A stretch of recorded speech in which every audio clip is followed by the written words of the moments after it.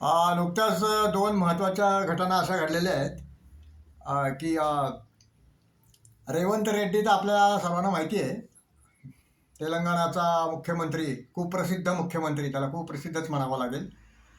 अर्थात कसं असतं याच्यामध्ये की बाटल्यावरती मनुष्य जास्ती कडवा होतो आणि बळवा पण होतो आणि तो चावायला लागतो.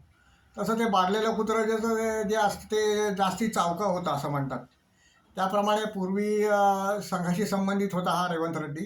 रेवंत म्हणजे अर्थातच भगवान श्री शंकराचं नाव आहे रेवंत. रेवंत एक अनेक नावापैकी एक आहे.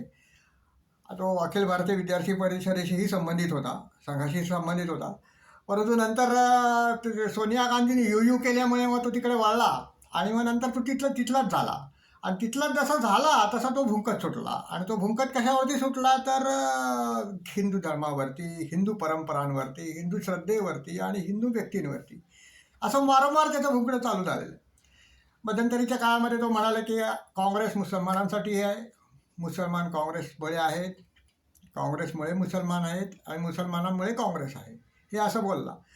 त्यानंतर वारंवार त्यांनी हिंदू परंपरा, हिंदू श्रद्धा यांची खिल्ली उडवण्याचा प्रयत्न केला. परंतु त्याच्यात सगळ्यात कहर म्हणजे आता काँग्रेस कार्यकारिणीची जी बैठक एक होती, बोलवलेली होती, पुढची कार्ययोजना तयार करण्यासाठी त्यांनी एक बैठक आमंत्रित केलेली होती मुख्यमंत्र्यांनी एका गावी.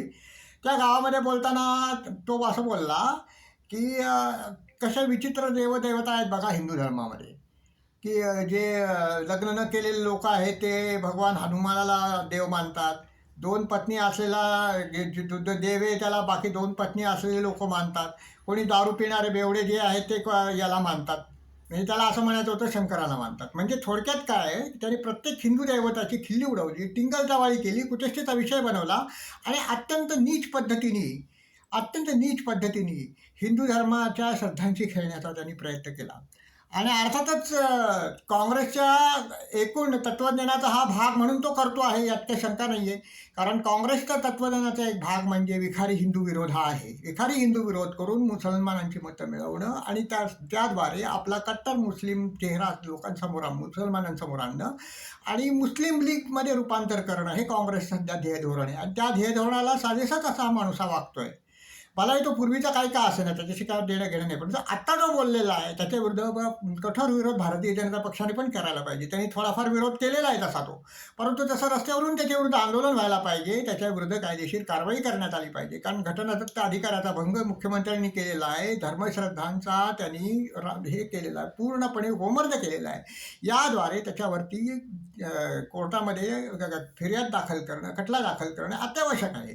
तसं हिंदू समाजाने केलं तरच या लोकांना धडा मिळेल. परंतु वारंवार हे चाललेलं आहे आणि काँग्रेसचे मुख्यमंत्री वारंवार हे करत असतात. कर्नाटकमध्ये पण काँग्रेसचा मुख्यमंत्री जो होता तो अशी त्यांनी बडबड केलेली होती. काँग्रेसचे प्रत्येक नेता जो आहे त्यांनी हिंदूंचा विखारी विरोध करणं, अत्यंत विखारी पद्धतीने विरोध करणं, उपमर्द करणं, कुचेष्टा करणं हा आपला मजहबी हक्क ते बजावण्याचा प्रयत्न करतात. मजहबी हक्क अर्थातच मजहबी हक्क म्हणजे काँग्रेसचा एक प्रकारे हिंदू सनातन हिंदू धर्माविरुद्ध जिहाद चालू आहे आणि त्याचं उत्तर द्यायचं हिंदू समाजाने काँग्रेसला निश्चितपणे द्यायला पाहिजे, ठिकठिकाणी द्यायला पाहिजे.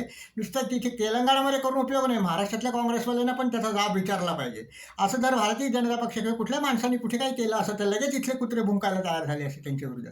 तर तसं महाराष्ट्रातल्या घराघरावरती मोर्चे काढा तुम्ही.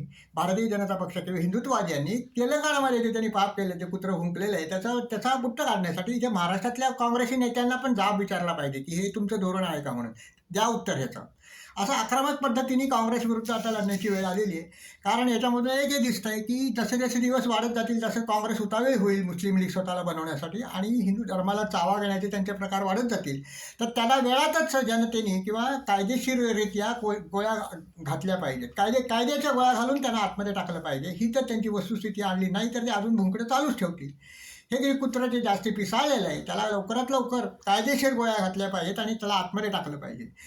जे लोक जे हिंदू धर्माचा उपमर्द करत आहेत त्या सर्वांना, हिंदू धर्म शांततेने वागणारा लोकांचा धर्म आहे, तो तनसेजुनाच्या गोष्टी करणार नाही, तो निश्चितपणे म्हणेल की याच्याविरुद्ध कायदेशीर कारवाई व्हायला पाहिजे. उचित कायदेशीर कारवाई करणं हाच त्याच्यावरती सगळ्यात उपाय आहे. आणि लोकांना दिसून आलं पाहिजे की यांच्याविरुद्ध कायदेशीर कारवाई होऊन यांना शिक्षा दिली जाते आणि शिक्षा दिली जाते हे खरं प्रत्यक्षात सिद्ध व्हायला पाहिजे. तसं जर झालं तरच यांना जाब विचारला जाईल. त्यांना जर पुढच्या वेळेस बोलताना त्यांची जीभ जी आहे ती कचरेल. नाहीतर असंच होत राहील, असंच होत राहील आणि हा जो उपमर्द सतत हिंदू समाजाचा होतोय, हिंदू धर्माचा होतोय, हिंदू परंपरांचा होतोय, त्याच्याशी खेळण्याचं प्रत्येकाला स्वातंत्र्य मिळालं आहे अशीच त्यांची भूमिका आहे. याला कुठेतरी खीळ बसली पाहिजे, याला आळा घातला पाहिजे. त्यासाठी कायदेशीर कारवाई यांच्या विरुद्ध करणं, त्यासाठी अनेक एफ-आय-आर याच्या विरुद्ध दाखल केले गेले पाहिजे. तसं झालं तरच यांना धडा शिकवल्यासारखं होईल.